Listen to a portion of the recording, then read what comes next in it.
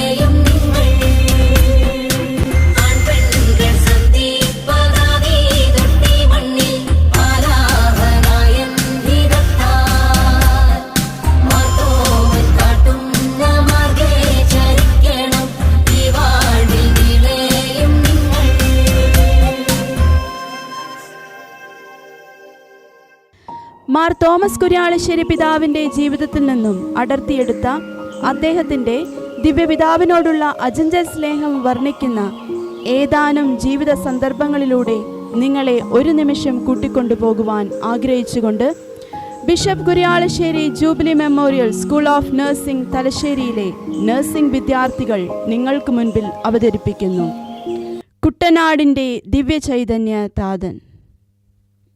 ഇതെന്താ ഈ മനുഷ്യനിത് എവിടെ പോയി കിടക്കുക? ഓ, കാലത്തെ തന്നെ അങ്ങ് ഇറങ്ങിക്കോളും. ഇന്ന് പാടത്തെ പണിക്കാർക്ക് അന്നം കൊടുക്കേണ്ട ദിവസമാ. ഇങ്ങേരിത് എന്തിയേ? ആ, അടുക്കളയിൽ പാത്രം ഉരുളുന്നത് അങ്ങേർക്കറിയണ്ടല്ലോ. സമയമാകുമ്പോൾ എന്താ ഊണ് കാലായില്ലേ എന്നൊരു ചോദ്യവും. അങ്ങേരിങ്ങ് വരട്ടെ. ഡി ശോശാമേ. ആ, വന്നോ? ഇതെന്ത് പോക്കാ മനുഷ്യ? നാട് മുഴുവൻ കോളറിയാ. തൂറ്റും പിടിച്ച് ഇവിടെ കിടന്ന മുന്നേ പറഞ്ഞേക്കാം, ഞാൻ നോക്കുകയില്ല. ഞാൻ എൻ്റെ ഉടപ്പറന്നോടത്തേക്ക് പോവും.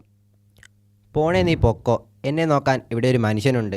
അനാഥരെയും നിരാലംബരെയും സ്നേഹിക്കുന്ന ധന്യനായ മനുഷ്യൻ. ആ, കവലയിൽ പോയി കാലത്ത് തന്നെ മോന്തി അല്ലേ? അല്ലടി, ഞാൻ പറഞ്ഞത് നേരാ. നമ്മുടെ പുതിയ അച്ഛൻ്റെ കാര്യമാണ് ഞാനീ പറഞ്ഞത്. അതെന്താ? അച്ഛൻ എന്നാ ചെയ്തുന്നാ? അതെ, ഇന്ന് കാലത്ത് കവലയിൽ ചെന്നപ്പോഴാണ് അറിഞ്ഞ് നമ്മുടെ കാഞ്ഞിരമറ്റം പള്ളിക്കടുത്ത് അച്ഛൻ ദീനം പിടിച്ച് കിടക്കുന്ന ആൾക്കാർക്കിടയിലേക്ക് ശുശ്രൂഷക്കായി കടന്നു എന്നത്രേ. അതുമാത്രമല്ല, അനാഥരായിട്ടുള്ളവരുടെയും രോഗികളായിട്ടുള്ളവരുടെയും വീട്ടിൽ ചെന്ന് അവർക്ക് വേണ്ടതെല്ലാം ചെയ്തു കൊടുത്തെന്നാണ് കേട്ടത്. എൻ്റെ കർത്താവേ, എന്നതാ ഈ കേൾക്കുന്നത്? ഇന്ന് പള്ളി കഴിഞ്ഞ് വരുമ്പോൾ ചേട്ടത്തിമാർ പറയുന്നത് കേട്ടായിരുന്നു. അച്ഛന് ദൈവമായിട്ടാണ് നമുക്ക് കൊണ്ടുതന്നത്. ഇതെന്താ മനുഷ്യ, മഴക്കോളാണല്ലോ. ഇന്നത്തെ പണി മുടങ്ങിയെന്നാ തോന്നുന്നേ. അയ്യോ, എന്നാ ഞാൻ അടുക്കളയിലേക്ക് ചെല്ലട്ടെ. എൻ്റെ മാതാവേ, ആരായി വരുന്നത്? ഇതെന്നാ അച്ഛാ ഈ മഴയത്ത്? മുഴുവൻ നനഞ്ഞല്ലോ. ഇങ്ങോട്ട് കയറിയിരി. ശോശാമേ, നീ ആ തോർത്തിങ്ങെടുത്തേ. ഇതെന്നതാ അവറാച്ചാ ഇവരിവിടെ നിൽക്കുന്നത്? അവരെ കൂടി അകത്തോട്ട് വിളി. അല്ലച്ചോ, അത് വേണോ? അവറാച്ചന് മടിയാണെങ്കിൽ വിളിക്കണ്ട, ഞാനങ്ങ് പോയേക്കാം. അയ്യോ അച്ഛാ, വേണ്ട. എടാ, നിങ്ങളിങ്ങ് കയറിപ്പോരി. ഇതെന്തിനാ മനുഷ്യ നിങ്ങൾക്കിപ്പോൾ തോർത്ത്? അല്ല, ആരിത്? അച്ഛനോ? അച്ഛൻ എന്താ പതിവില്ലാതെ? ഈശോമിശിഹായ്ക്ക് സ്തുതിയായിരിക്കട്ടെ. സ്തുതിയായിരിക്കട്ടെ. ഇതെന്താ ഇവരിവിടെ? ഇവറ്റോളോടാരാ ഇവിടെ കയറിയിരിക്കാൻ പറഞ്ഞത്? ഇവരെ ഞാനിന്ന് ശോശാമേ, അവരോട് ഇങ്ങോട്ട് കയറാൻ പറഞ്ഞത് ഞാനാ. അതിത്ര വലിയ തെറ്റായോ? അച്ഛനിത് എന്നാ അറിഞ്ഞിട്ടാ? ഇവറ്റകളെ നടുമുറ്റത്ത് കയറ്റാൻ കൊള്ളുകയല്ല. ഇവർ നമ്മുടെ ജാതിയല്ല. നിങ്ങളോടല്ലേ ഇറങ്ങി പോകാൻ പറഞ്ഞു? നിൽക്കുമക്കളെ, ഞാനുമുണ്ട്. അയ്യോ അച്ഛാ, അച്ഛനിത് എങ്ങോട്ടാ? മഴ തോർന്നിട്ടില്ല. ഇവർക്കില്ലാത്ത സ്വാതന്ത്ര്യം എനിക്കും വേണ്ട, അതുകൊണ്ടാ. അല്ലച്ചാ, ഇവർ വേറെ ജാതിയാ, അതുകൊണ്ടാ. ഇവരിൽ മനുഷ്യജാതിയും ദൈവസൃഷ്ടിയും മാത്രമേ ഞാൻ കാണുന്നുള്ളൂ. ഇപ്പോൾ ശോശാമ്മ കാണുന്ന ഈ മേന്മയൊന്നും ഇവർക്കില്ലായിരിക്കാം. പക്ഷേ സ്വർഗത്തിൽ നിനക്ക് ലഭിക്കുന്ന അതേ അവകാശം തന്നെയായിരിക്കും ഇവർക്ക് ലഭിക്കുക. ദൈവത്തിൻ്റെ സൃഷ്ടിയിൽ വേർതിരിവുകളില്ല. ഇവരെൻ്റെ സഹോദരങ്ങളാണ്. മനുഷ്യൻ എന്നത് ഒരു ജാതിയാണ്. അങ്ങനെയല്ലേ ശോശാമേ? ഞാൻ മനസ്സിലാക്കുന്നച്ചോ, എൻ്റെ തെറ്റാ. ആ പോട്ടെ, സാരമില്ല. മഴ തോർന്നല്ലോ. ഇന്ന് കൂലി കൊടുക്കുന്ന ദിവസമാണ്. അതുകൂടി വാങ്ങിയിട്ട് പൊക്കോ. എന്നാൽ ഇവരുടെ കൂടെ ഞാനും അങ്ങ് ഇറങ്ങിയേക്കുക. അച്ഛനൊന്നും കഴിച്ചില്ലല്ലോ. ഒന്നും വേണ്ട, മഴയായതുകൊണ്ട് കയറിയതാ. പിന്നെ ഒരിക്കലാകാം. അതിവ്യവസ്ഥയ്ക്കും തൊട്ടു തീണ്ടായ്മയ്ക്കും അറുതി വരുത്തി മഹനീയനായ, അതിലേറെ ശ്രേഷ്ഠനായ ഒരു സാമൂഹിക പരിഷ്കർത്താവായിരുന്ന കുര്യാളശ്ശേരി പിതാവ് തൻ്റെ അജഗണങ്ങൾക്കായി ജീവൻ പോലും ത്യജിക്കാൻ തയ്യാറായിരുന്ന നല്ലൊരു ഇടയൻ കൂടിയായിരുന്നു. പുലയകുടിയിലേക്ക് കടന്നു ചെന്ന് കുഷ്ഠരോഗിക്ക് അദ്ദേഹമേകിയ ആശ്വാസം, കാൽവരിക്കുന്നിൽ സ്വന്തം ജീവൻ ത്യജിച്ച് ലോകത്തിന് രക്ഷ നേടിക്കൊടുത്ത ക്രൂശിതനായ നല്ല ദൈവത്തിൻ്റെ മാതൃക ഉൾക്കൊണ്ട് തന്നെയായിരുന്നു. സഹായിക്കണേ, ആരെങ്കിലും ഇച്ചിരി വെള്ളം തരണേ, എനിക്ക് ദാഹിക്കുന്നു. ആരെങ്കിലും ഒന്ന് കടന്നു വരണേ. അച്ചോ, അച്ഛനിത് എങ്ങോട്ടാ? ആ വഴിക്ക് ആരും പോകാറില്ല. കുഷ്ഠരോഗം പിടിച്ച് ചകാറായ ഒരാളാ അതിനുള്ളിൽ. അച്ഛനിങ്ങ് പോരെ. എൻ്റെ ഈശോയെ, എന്നതാ ഈ പറയുന്നത്? ചേട്ടനങ്ങ് മാറി നിന്നേ. വേണ്ടച്ചോ, പറയുന്നത് കേക്ക്. എന്നാത്തിനാ സ്വയം പോയി കുയിൽ ചാടുന്നത്? കർത്താവ് എനിക്ക് ഏൽപ്പിച്ചു തന്ന എൻ്റെ അജഗണത്തെ സംരക്ഷിക്കാനായില്ലെങ്കിൽ പിന്നെ എന്തിനാ അന്തോണിച്ച ഞാൻ ഈ കുപ്പായം ഇട്ടുകൊണ്ട് നടക്കുന്നേ? അച്ഛൻ വെറുതെ തത്വം പറഞ്ഞുകൊണ്ടിരുന്നാൽ വല്ല മാറാരോഗവും പിടിച്ച് കിടക്കത്തേ ഉള്ളൂ. പറഞ്ഞേക്കാം. ആ, അങ്ങനെ വന്നാൽ കർത്താവ് എന്നെ കാത്തോളും. അച്ഛന് നിർബന്ധമാണെങ്കിൽ പിന്നെ ഞാനൊന്നും പറയുന്നില്ല. ഞാൻ പോയേക്കുവാ. എന്നാ ശരി അന്തോണിച്ച, പിന്നെ കാണാം. ഞാനൊന്ന് നോക്കട്ടെ. ആരേലും വരണേ, ഒന്ന് സഹായിക്കണേ, എനിക്കിച്ചിരി വെള്ളം തരണേ. കുഞ്ഞേ, ഇതാ വെള്ളം കുടിക്കൂ. വളരെ നന്ദിയുണ്ട് അച്ഛോ. ദൈവം നിന്നെ അനുഗ്രഹിക്കും. ദൈവകാരുണ്യത്തിൻ്റെ സ്നേഹം ചാലിച്ച് മനുഷ്യഹൃദയങ്ങളിലേക്ക് ഒഴുകിയ പുണ്യാത്മാവാണ് ധന്യൻ മാർ തോമസ് കുര്യാളശ്ശേരി.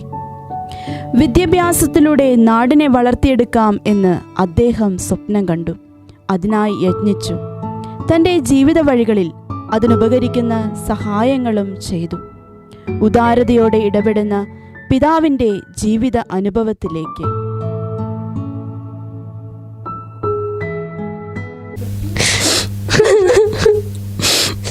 നമ്മളിപ്പോൾ എന്താ ചെയ്യുക?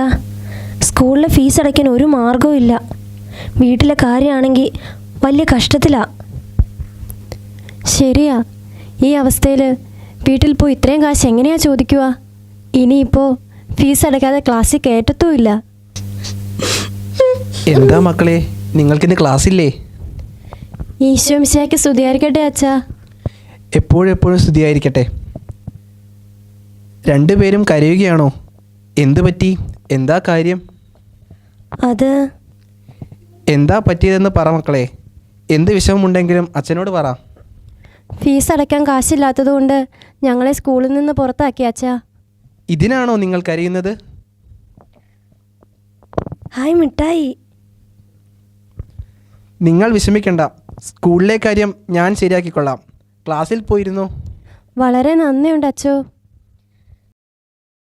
ദൈവമായിട്ടാ അച്ഛനെ നമ്മുടെ മുമ്പിൽ കൊണ്ടുവന്നത്. ശരിയാ, എന്ത് നല്ല അച്ഛനാ. ദുരിതക്കടലിന് മുന്നിൽ എന്ത് ചെയ്യണമെന്നറിയാതെ വിറങ്ങലിച്ചു നിൽക്കുന്ന തൻ്റെ അജഗണങ്ങൾക്കായി അദ്ദേഹം അൾത്താരയിൽ തൻ്റെ പ്രാർത്ഥനകൾ ഉയർത്തി. ദിവ്യകാരുണ്യനാഥനോടൊപ്പം ഏറെ സമയം ചിലവഴിച്ചിരുന്ന അദ്ദേഹം ദിവ്യകാരുണ്യനാഥനിൽ നിന്നും എന്നും പ്രചോദനം ഉൾക്കൊണ്ടിരുന്നു. അങ്ങനെ ഒരു നാൾ തൻ്റെ അജഗണങ്ങളുടെ രക്ഷയ്ക്കായി പ്രാർത്ഥനാ നിമഗ്നനായിരുന്ന അദ്ദേഹത്തിന് മുൻപിൽ കാരുണ്യവാനായ ദൈവം ഒരു വഴി തുറന്നു. അച്ചോ, ഈശോമിശിഹായിക്ക് സ്തുതിയായിരിക്കട്ടെ. ആ, ബേബിച്ചനോ? എപ്പോഴും സ്തുതിയായിരിക്കട്ടെ. അച്ഛൻ ഇത് വല്ലതും അറിയുന്നുണ്ടോ? നാട് മുഴുവൻ കോളറയും കുഷ്ഠരോഗവുമാ. എന്ത് ചെയ്യണമെന്നറിയാതെ എല്ലാവരും പകച്ചു നിൽക്കുകയാ. ഞാനതങ്ങ് പറയാൻ വരുമായിരുന്നു. പ്രാർത്ഥനയിൽ കർത്താവ് എനിക്ക് പ്രചോദനം തന്നു. നാടിനെ മുഴുവൻ ഈ പ്രതിസന്ധിയിൽ നിന്നും രക്ഷിക്കാൻ ദിവ്യകാരുണ്യനാഥനെയാകൂ. നമുക്കൊരു ദിവ്യകാരുണ്യ പ്രദക്ഷിണം നടത്തിയാലോ? ആ അച്ഛാ, അത് നല്ലത് തന്നെയാ. ഞാൻ വേണ്ടതെല്ലാം ചെയ്തു കൊള്ളാം. അച്ഛനിങ്ങ് വന്നാ മതി. ആ, എന്നാൽ അങ്ങനെ ആകട്ടെ.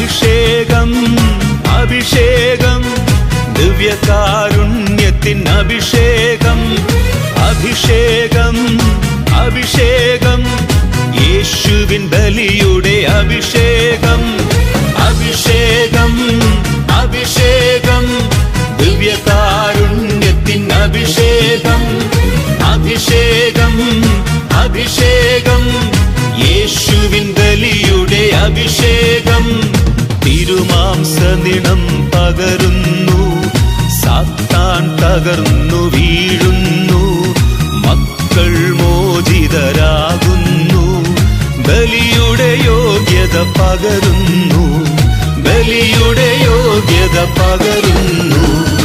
അഭിഷേകം അഭിഷേകം ദിവ്യകാരുണ്യത്തിൻ അഭിഷേകം അഭിഷേകം അഭിഷേകം യേശുവിൻ ബലിയുടെ അഭിഷേകം.